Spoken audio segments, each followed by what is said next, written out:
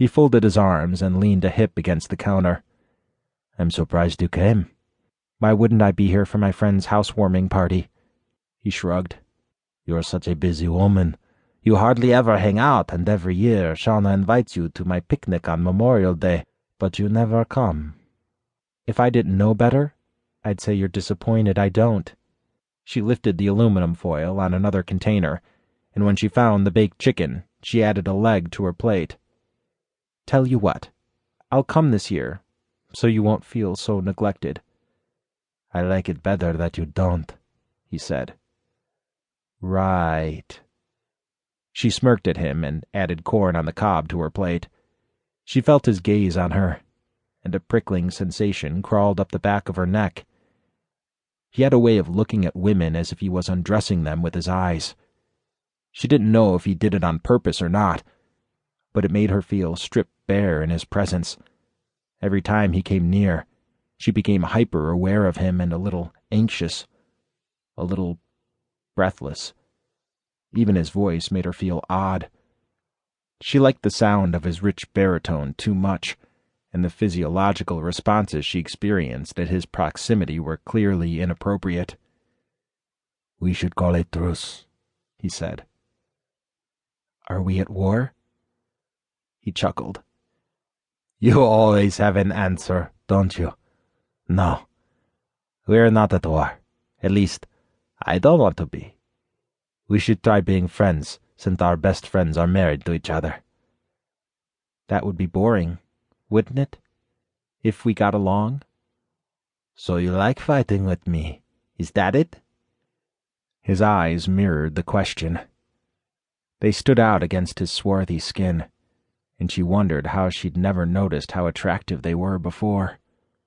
Light brown, no flecks of green or other colors, only a pure, antiqued gold like a strong whiskey.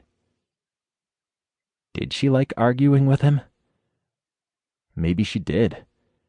Their sparring matches always left her buzzing with energy afterward, and after the meeting with her grandmother, she welcomed the interaction.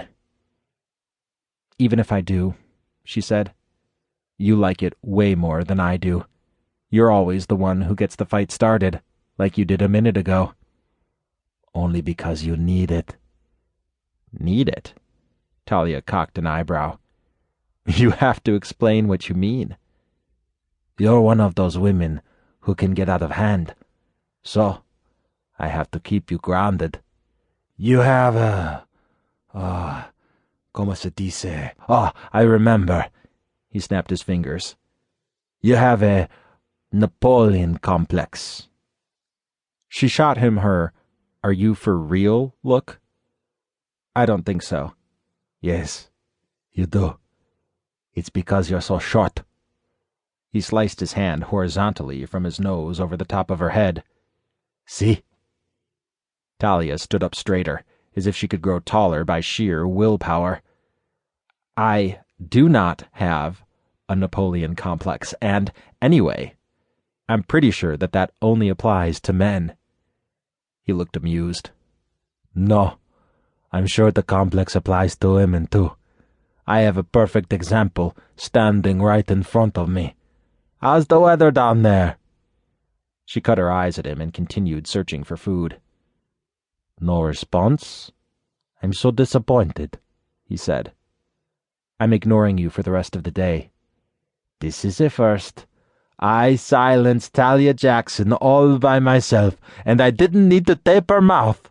I should make an announcement." He picked up a piece of baked chicken with his hand. "There are tongs." Talia held up a set. "What are you? A barbarian?"